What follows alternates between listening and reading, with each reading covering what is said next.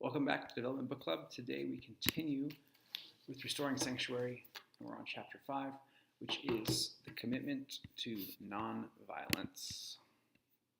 Begin briefly with the definition. Okay, so nonviolence is not just about being nonviolent, let's say, today, but in a larger context, it's choosing to put aside our very what you could call natural inclination to retaliate when we're hurt, and to instead actively respond nonviolently to circumstances that would otherwise provoke violence.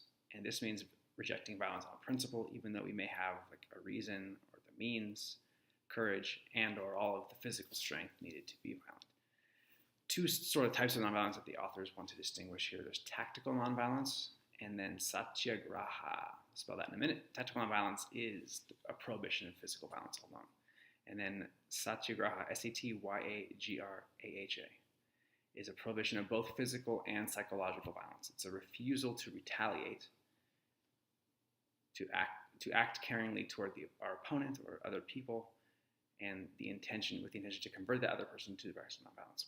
Gandhi once called this the nonviolence of the strong. And then, so the idea here is that the intention is not just to reduce coercive practices in mental health settings, but to create environments that are safe for everybody, including especially staff, clients, and family. We want to think of the sanctuary model as promoting a safety culture.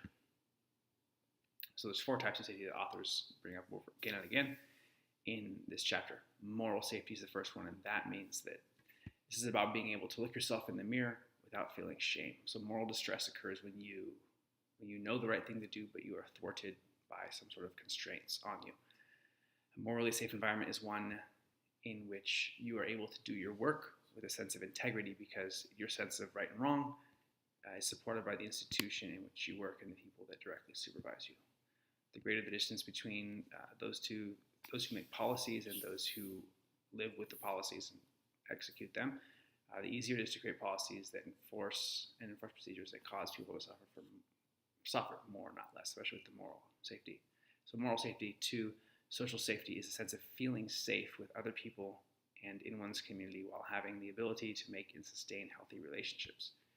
3, psychological safety is the ability to be safe with oneself, to rely on one's own identity, and to rely on one's ability to protect oneself against any destructive impulses originating from within oneself or other people, and to keep oneself out of harm's way, psychologically.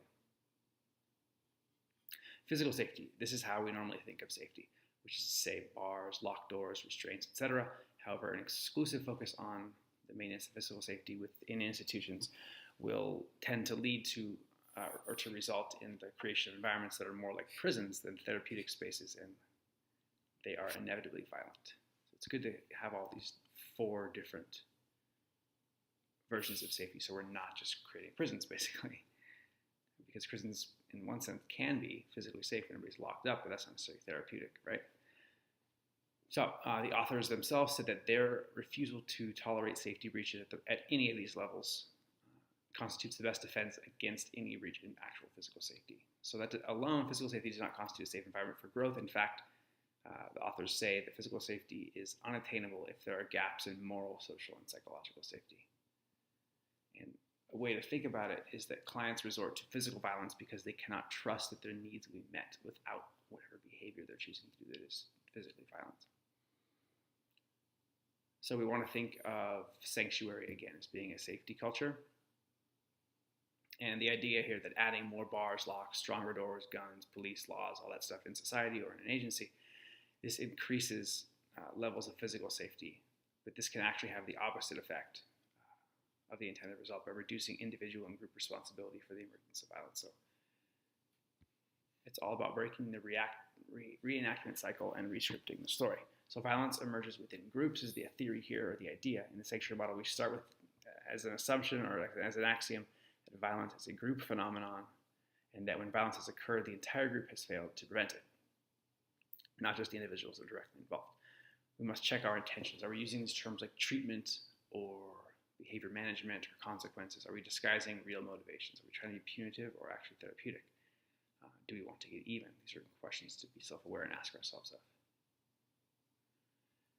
And there's an idea that our agencies should be socially immune to violence.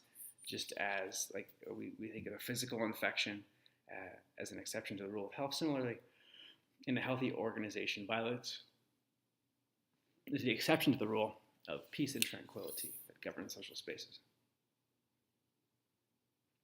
And we should not just fool ourselves into thinking that we have solved the problem just because we have created the same more consequences for the perpetrator.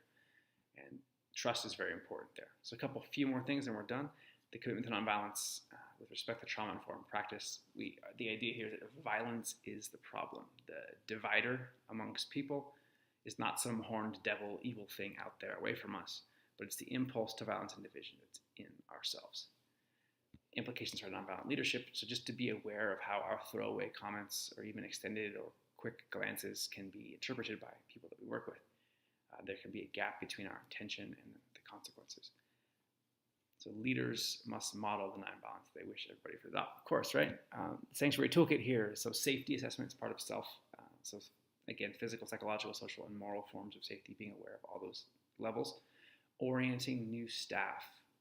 Even they should be exposed to sanctuary as a model, as a way of looking at the agency before and during the interview process, and then doing role plays around violence. Safety plans are a list of simple activities that a person can choose to do when they feel overwhelmed in order to avoid engaging in unsafe or out of control or toxic behaviors that they might be accustomed to. Everyone has a safety plan in a sanctuary model, so it becomes a social norm, not a consequence that you receive for unsafe behaviors. Universal training in trauma theory should be had by all staff. And that is chapter 5. Come back, check it out next time. We're going to talk about emotional intelligence, further sanctuary equipment.